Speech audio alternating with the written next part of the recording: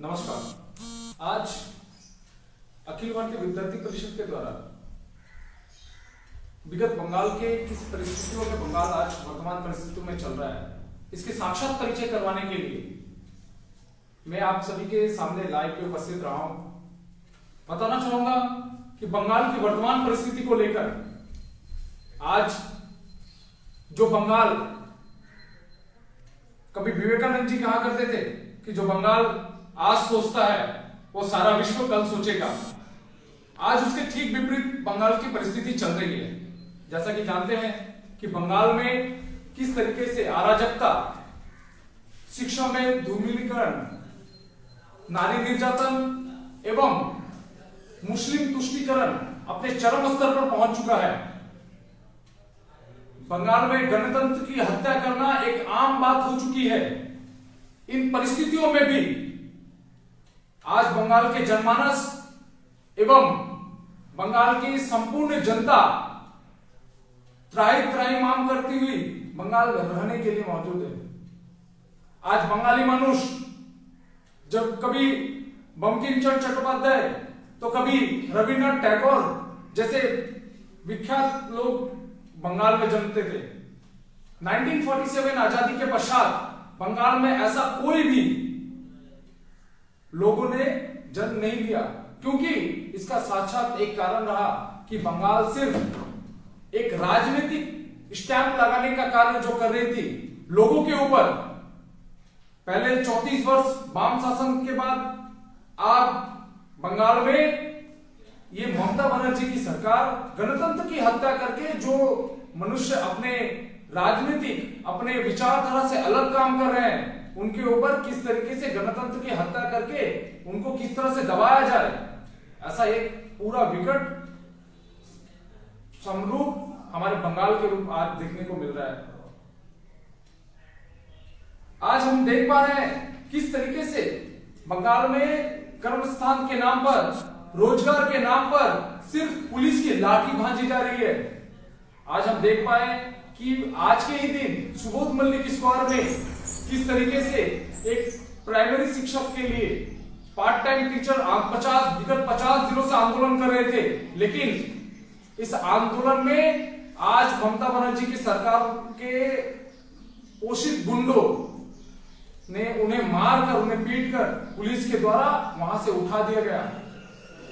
बंगाल में रोजगार के नाम पर सिर्फ और सिर्फ चॉप शिल्प या दारू के पाउच बिक्री करना, या फिर आप देख सकते हैं गाय प्रचार एवं भू माफिया, ऐसे लोग संपूर्ण बंगाल को एक गुंडों का अड्डा बनाने का जो काम कर रहे हैं, इसी के विरोध में आज छात्र समाज एकजुटता की मांग करते हुए विद्यार्थी परिषद आगामी 22 फरवरी को एक जन समावेश के रूप में, एक जन आंदोलन के रूप में कोलकाता के सड़कों पर दिखेगी।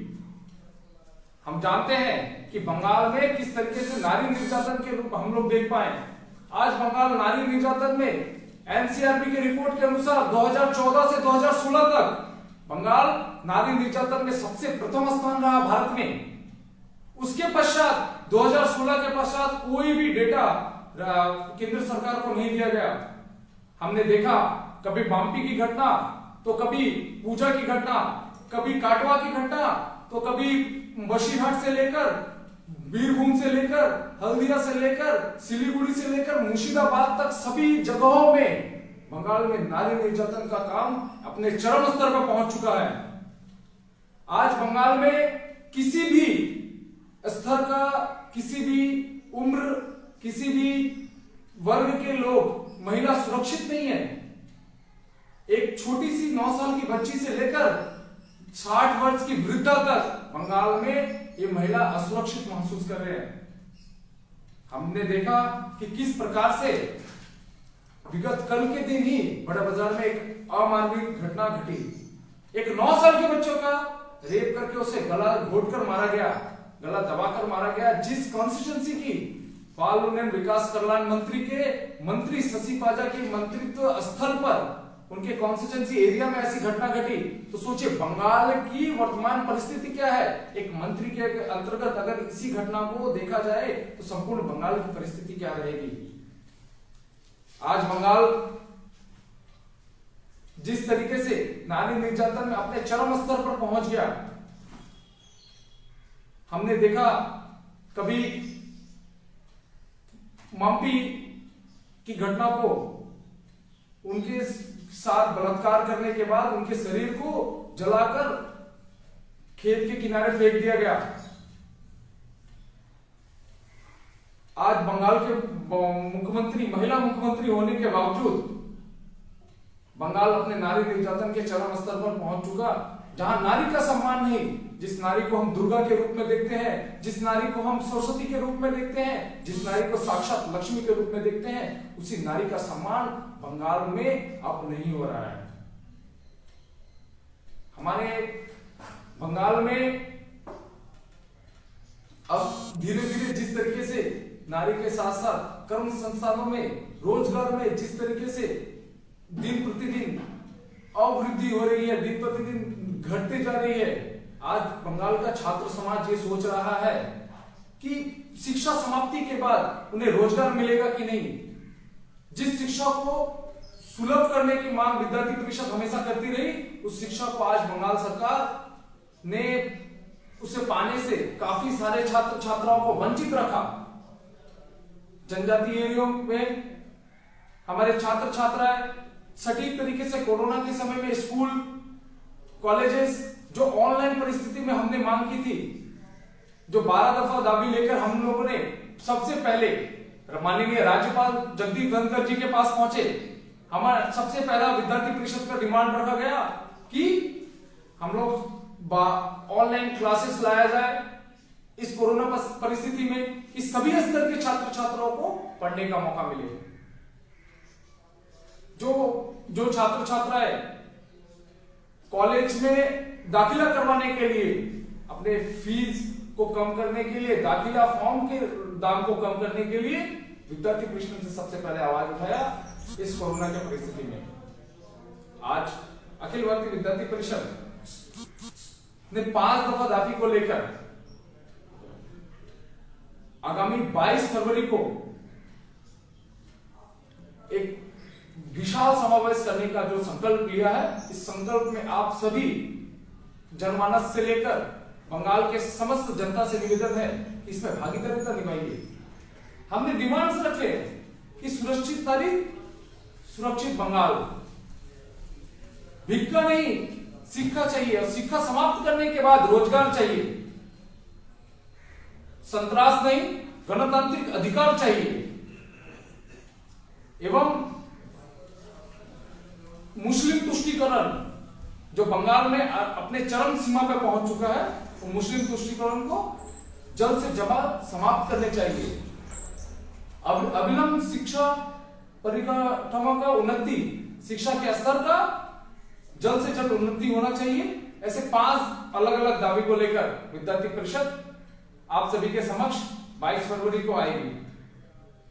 हम जानते हैं कि किस प्रकार से बंगाल में मुस्लिम तुष्टीकरण अपने सीमा पे पहुंचा हुआ है। हमने देखा कि बंगाल के सीमावर्ती इलाकों में किस तरीके से गाय प्रचार, भूमि माफिया, अफीम माफिया, गोल्ड माफिया, ऐसे लोग अपने मुस्लिम तुष्टीकरण के लिए पश्चिम बंगाल की महिला मुख्यमंत्री ने अपने वहां पर कुछ गुंडे को पाल कर रखे हैं, जो गुंडों के द्वारा पश्चिम बंगाल के समस्त लोगों के द्वारा समस्त गाय प्रचार का काम, समस्त भू माफिया का काम, समस्त अफीम माफिया का काम इनके द्वारा किया जाता है। आज बंगाल के मदरसा बोर्ड के लिए जो सरकार ने बजट दिया, वो प्राइमरी शिक्षा, हायर सेकेंडरी शिक्षा से भी अधिक रुपयों का 2020-21 साल 2020-2021 साल का जो बजट दिया गया था, उसमें हमने देखा कि मदरसा शिक्षा बोर्ड को 4016 करोड़ रुपए अनुवदित किया गया, एवं हायर सेकेंडरी के जो छात्र छात्राएं पढ़ते हैं उसके लिए 3096 करोड़ रुपए ही अनुवदित किया गया। तो क्या ये मुस्लिम तुष्टीकरण के आधार पर बंगाल चलेगा? क्या हम ठीक से छात्र छात्राओं को उनके मूल्यांकन के द्वारा, उनके अंकों के द्वारा, उनकी शिक्षा के आधार पर हम उनको आगे नहीं ले जा सकते। आज बंगाल अपने चरम स्तर पर जो मुस्लिम तुष्टीकरण के कारण पहुंच गया। हम चाहते हैं कि हर छात्र को अपना अधिकार मिलना चाहिए। अगर कोई मुस्लिम छात्र है तो उसे आप साइकिल दीजिए, अलग अलग प्रकल्प के माध्यम से उन्हें छात्रवृत्ति दीजिए। लेकिन अगर कोई अन्य जाति का भी छात्र है, अन्य धर्म का भी छात्र है, उनको मूल्यों के अनुसार, उनके अंकों के अनुसार, उनकी शिक्षा के अनुसार आप उन्हें भी स्कॉलरशिप दीजिए, उन्हें भी साइकिल दीजिए, उन्हें भी टैब दीजिए, उन्हें भी लैपटॉप दीजिए। मुस्लिमों को सिर्फ और सिर्फ तुष्टीकरण बंद करके बंगाल के समग्र छात्राओं को एक सूत्र में बांधकर एक दृष्टि से देखने का काम करने के लिए आह्वान कर रहा है विद्यार्थी परिषद। जिस तरीके से असम सरकार ने अवैध चल रहे मदरसा बोर्ड को बंद करने का निर्णय लिया, क्या उस प्रकार से बंगाल की मुख्यमंत्री, बंगाल के ममता बनर्जी, बंगाल सरकार ये अवैध मुस्लिम के मदरसाओं को बंद नहीं कर सकती? आज छात्र छात्राओं को एक सूत्र में, एक दृष्टि से देखा नहीं जा सकता। बंगाल में जिस तरीके से निरंतर गणतंत्र की हत्या करने का काम ये वर्तमान सरकार कर रही है, हमने देखा किस प्रकार से एक विरोधी पार्टी के विधायक को पार्टी दल बदल करने के बाद उनके शव को घर के फांसी के फंदे से लटकता हुआ देखा। हमने देखा विरोधी दल के कई हजार कार्यकर्ताओं को उनके घर पर मार दिया गया, उनके जगहों पे मार दिया गया। आज जिस तरीके से गणतंत्र की हत्या बंगाल में एक नया ट्रेंड ला रही है, बंगाल में नए सृजन को जन्म दे रही है, बंगाल में एक नई घटना को जन्म दे रही है, ये बंगाल चुप नहीं बैठने वाला। आज सिर्फ सत्ता परिवर्तन हमारा लक्ष्य नहीं, सत्ता परिवर्तन से समाज परिवर्तन की ओर विद्यार्थी परिषद का कार्य कर रही है। विद्यार्थी परिषद कहती है आज का छात्र, आज का नागरिक, अगर ये छात्र आज का ही नागरिक है तो आने वाले समय में सत्ता परिवर्तन से समाज परिवर्तन की ओर पे हम काम करेंगे। हमारा लक्ष्य है समाज परिवर्तन आगे होगा, फिर सत्ता परिवर्तन के लोग में हमारा विश्वास रहेगा। आज अगर किसी भी दल के लोग सत्ता में काबिज करे, सत्ता को अगर चलाए, तो उन्हें इन सारे विषयों को लेकर काम करना होगा। ऐसे सारे डिमांड्स को लेकर हम लोग विद्यार्थी परिषद आगामी 22 तारीख को आप सभी के समक्ष रहेगी। जिस तरीके से विगत 5 वर्षों में इन सभी बंगाल के किसी भी कॉलेज में, कॉलेज के कैंपसेस में कोई भी इलेक्शंस नहीं किया गया, छात्र चुनाव नहीं हुए। बंगाल सरकार जानती है कि अगर छात्र चुनाव हुए तो विद्यार्थी परिषद, एबीवीपी के कार्यकर्ता आगे आ जाएंगे, सारे तमाम कॉलेजेस में विद्यार्थी परिषद का झंडा लहराएगा। इस तरीके से गणतंत्र की गला को घोटकर ममता बनर्जी चाहती है कि आगामी समयों में भी छात्र चुनाव ना किया जाए, क्योंकि बंगाल के सभी कॉलेज आज टीएमसी के पार्टी ऑफिस के रूप में काम कर रहे हैं। सभी प्रिंसिपल्स को अपना, ये बंगाल में सभी गुंडे लोग, जो लोग टीएमसी के कैडर के रूप में काम कर रहे हैं, ये प्रिंसिपल को दबाव देकर वहां पर छात्र चुनाव या फिर उनके द्वारा हथकंडे अपनाए द्वारा पर चुप रहने पर मजबूर कर रहे हैं। हम जानते हैं कि आने वाले समयों में जिस तरीके से बंगाल सत्ता परिवर्तन की ओर कगार पे खड़ा है, इस सत्ता परिवर्तन लोगों के मन मानसिक रूप में अपने तमाम विषयों पर छाया हुआ है। लेकिन जो लक्ष्य है, लक्ष्य की प्राप्ति करके ही हम आने वाले समयों को सत्ता परिवर्तन के कगार पर देख सकते हैं, सत्ता को परिवर्तित होकर देख सकते हैं। हम जानते हैं कि किस तरीके से बंगाल में आए दिन आम जनमानस के ऊपर दुर्घटना को, आतंकवादी हमले से लेकर, दुर्घटना से लेकर अनेक रूप में बंगाल में मुस्लिम तुष्टीकरण करके आतंकवादी घटनाओं को देख सकते हैं। विगत 2020 सितंबर में हमने देखा कि एनआईए के द्वारा मुशीराबाद के एक छोटे से गांव में 10 अलग अलग अलकायदा के आतंकवादियों को गिरफ्तार किया गया। हमने साफ तरीके से देखा कि किस तरीके से ममता बनर्जी के सरकार में मंत्रियों के तार जुड़े हैं गौ तस्करी को लेकर, भूमि माफिया को लेकर, ड्रग्स माफिया एवं सोना माफिया को लेकर।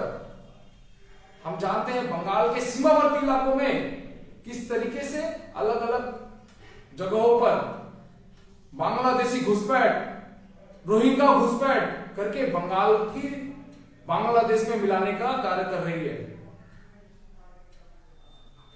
आज बंगाल में जो अपना रोजगार करने का काम करने के लिए बाहर से लोग आते थे, आज बंगाल सिर्फ और सिर्फ लेबर केंद्र के रूप में देखने को लग रहा है। आज लगता है कि बंगाल सिर्फ लोग सप्लाई, लेबर सप्लाई करने का ही एकमात्र जरिया है बंगाल, जहां विगत 10 सालों में 56,000 से भी अधिक, विगत 34 वर्षों में जो वाम शासन से लेकर आज टीएमसी के शासन चल रही है, इसमें 56,000 से भी अधिक कल कारखाने बंद हुए। हमने देखा माननीय मुख्यमंत्री ने बिजनेस समिट बुलाया, लोगों ने बताया 1,000 करोड़, 10,000 करोड़, यहां पर नए नए फैक्ट्रीज लगेगी, लेकिन किसी भी तरीके का कोई भी नया कल कारखाना नहीं लगाया गया। उल्टा अगर हम देख सकते हैं सिंगूर और नंदीग्राम की घटनाओं को, जहां पर टाटा नैनो की फैक्ट्री लगाने की बात थी, आज वहां पर आज 10 साल गुजर गए इस मसले को लेकर, लेकिन वामपंथ की सरकार हो या टीएमसी की सरकार हो, वहां पर किसी भी तरीके का कोई भी कार्य शुरू नहीं किया गया। इस तरीके से हथकंडे अपनाकर बंगाल सरकार यहाँ के बंगाल मानुष को बेवकूफ बनाने का काम सीधे सीधे रूप में कर रही है। हम जानते हैं कि बंगाल में जिस तरीके से लेकर छात्र निर्वासन से लेकर, कटमनी से लेकर, शिक्षकों की हत्या से लेकर, आज सभी कॉलेज कैंपसेस में एक गुंडों के द्वारा रचित माहौल को यहां के छात्र छात्रा को झेलना पड़ रहा है, अध्यापक समाज को झेलना पड़ रहा है। आज अगर आप अध्यापक समाज की बात करें तो विगत वर्षों में हमने देखा कि किस प्रकार से प्रेस क्लब के सामने एसएससी के कैंडिडेट्स जिन्होंने एसएससी परीक्षा को पास करने के पश्चात उनके नाम को भी वहां से फेरबदल किया गया। इसके पश्चात भी उनको नौकरी नहीं, जब तक तलब नहीं किया गया तब तक वहां पर वो बैठे थे। मुख्यमंत्री ने एक बयान दिया कि आगामी इलेक्शन के बाद हम इनके पर विचार करेंगे। इलेक्शन के विचार के पश्चात मुख्यमंत्री का अभी तक कोई भी ऐसा कोई बयान नहीं आया। विगत 28 दिनों तक वहां पर छात्र छात्राओं समेत कई हजार टीचर बैठे हुए थे। फिर हमने देखा कि टेट परीक्षा पास किए हुए लोगों ने विकास भवन के सामने घेराव किया। विगत 10 दिन बैठने के बाद भी वहां पर कोई परिणाम नहीं निकलने के बाद वहां की पुलिस, वहां के तृणमूल के गुंडों ने उन पर लाठी चार्ज करके उनको वहां से उठाने पर मजबूर कर दिया। आज बंगाल जिस शिक्षक को कवि गुरु रविन्द्रनाथ टैगोर की दृष्टि से देखते हैं, जिस शिक्षकों को हम सरस्वती की दृष्टि से देखते हैं, आज उसी शिक्षकों का अपमान बंगाल की भूमि में निरंतर किया जा रहा है। हम जानते हैं कि आगामी आने वाले समयों में विद्यार्थी परिषद की प्रत्येक कॉलेज कैंपस में जाकर आगामी 22 फरवरी 2021 कोलकाता में एक विशाल समावेश करने का जो संकल्प लिया है, प्रत्येक कॉलेज कैंपस में जाकर आप सभी से मिलेंगे। आप सभी से अनुरोध है कि आप इस जनमानस के इस कार्यक्रम में, जन समूह के इस कार्यक्रम में आइए और अपना योगदान कीजिए। धन्यवाद। भारत माता की जय।